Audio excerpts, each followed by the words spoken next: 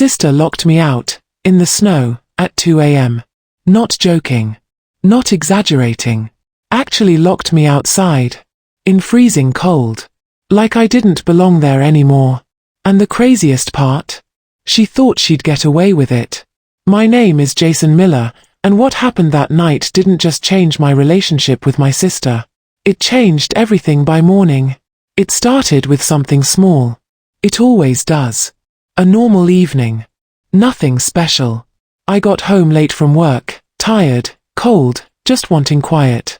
The house lights were on, TV playing loudly in the living room. My sister, Chloe, was there with her friends. Laughing. Loud. Carefree. Like the house belonged to her. Like I didn't exist. I walked in, dropped my keys, and said, "Can you lower the volume a bit?" Simple. Respectful. Reasonable. She didn't even look at me at first. Just kept laughing. Then finally, "Oh, you're back," she said casually. Not welcoming. Just noticing. "Yeah," I replied. "It's late." She rolled her eyes. "Relax. It's just a little noise." I glanced at the clock. 1:47 a.m. "A little?" I said. Her friend smirked. That kind of look, like I was the problem for even speaking. Chloe stood up slowly. "You always ruin everything," she said. There it was. That shift. From normal to personal. "I'm not ruining anything," I replied calmly. "I just asked you to lower the volume." "You could have just stayed quiet," she snapped. I almost laughed. Because apparently, existing was now an inconvenience. "I live here," I said. Bad move. Her expression changed instantly. Cold. Sharp. "Barely," she said. Silence. That word hung in the air longer than it should have. Because it wasn't just attitude. It was belief. "What does that mean?" I asked. She stepped closer. "Not aggressive, but intentional. It means you act like this place is yours," she said. "It's not just yours either," I replied. That did it. Her friends went quiet. Watching. Waiting. Because now. This wasn't about noise. This was about control. "You know what?" she said suddenly. "If you don't like it, leave." I looked at her. Not angry. Just tired. "I'm not leaving my own house at 2 a.m., I said. She smiled. Not a happy smile. The kind that means something stupid is about to happen. "Then I'll make you," she said. Before I could even react, she grabbed my jacket from the chair and tossed it toward the door. "What are you doing?" I said. "Helping you," she replied. Her friends laughed. That laugh.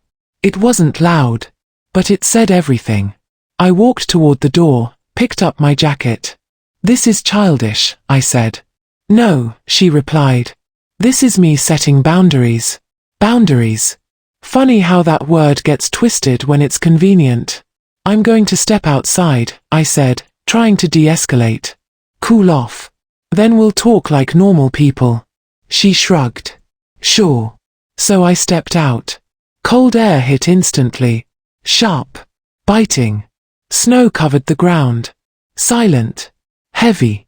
I exhaled slowly. Tried to reset. Because this wasn't worth turning into something bigger. I stood there for maybe 30 seconds. Maybe less. Then I reached for the handle. Locked. I frowned. Knocked once. No response. Knocked again. Harder. "Chloe," I said. "Open the door." Nothing. I could hear laughter inside. Muffled. Distant. But clear enough. She wasn't ignoring me. She was choosing this. "Chloe," I said louder. Still nothing. My breath started to show more in the air. The cold creeping in fast. This wasn't a joke anymore. This was dangerous. I checked my phone. 2:03 a.m. Battery low. Of course. I knocked again. Harder this time. "Open the door. This isn't funny." And then, finally, her voice. Through the door. Calm. Almost bored. "Maybe now you'll learn not to ruin things," she said. I froze. Not because of the cold. Because of that sentence. That intention. This wasn't impulsive. This was deliberate. You're seriously leaving me out here? I said. A pause. Then. Yes. Simple. Cold. Final. Snow crunched under my shoes as I stepped back slightly. Looked around. Dark street. Quiet houses. No movement. No help. Just me. And the cold getting worse by the second. And that's when it hit me. This wasn't just a fight. This wasn't just attitude. She had crossed a line. A real one. The kind you don't come back from easily. I pulled my jacket tighter. Took a slow breath. And for the first time, I stopped trying to fix the situation. Because something told me. This wasn't going to end inside that house. It was going to end somewhere else. Somewhere she didn't expect.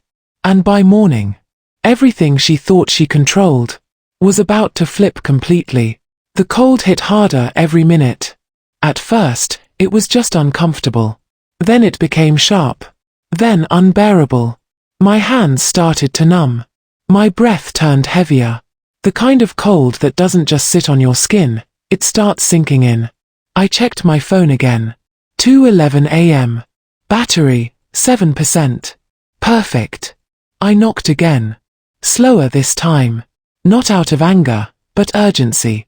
Chloe, open the door. No response. Not even laughter anymore. Just silence. That kind of silence that tells you they've moved on. Inside, warm. Outside, me. Alone. I stepped off the porch, trying to keep moving, keep my body from freezing up. Snow crunched under every step. The street was empty. No cars. No lights turning on. Everyone asleep. Everyone except me. And that's when it became real. This wasn't a prank. This wasn't a moment of anger. This was neglect. Dangerous neglect. I pulled my phone out again. One option left. Not family. Not friends. Because this had already gone past that. I dialed. Emergency. The line rang once. Then connected. 911, what's your emergency? I exhaled slowly, trying to keep my voice steady. I've been locked outside my house. It's freezing. I can't get back in. Are you in immediate danger? Yes, I said. It's below freezing. I don't have proper protection. Stay on the line. Units are being dispatched. That sentence felt like a lifeline. I sat down slowly on the edge of the porch step, trying to conserve energy. My legs were starting to feel heavy. Can you move to a safer area? The operator asked. There's nowhere to go, I replied. I'm outside my house. Stay awake. Keep talking to me, she said. So I did. Simple things. My name. My address. What happened? Every word felt slower than the last. But I stayed conscious. Because now, this wasn't about pride. This was about survival. Minutes passed. Or maybe seconds.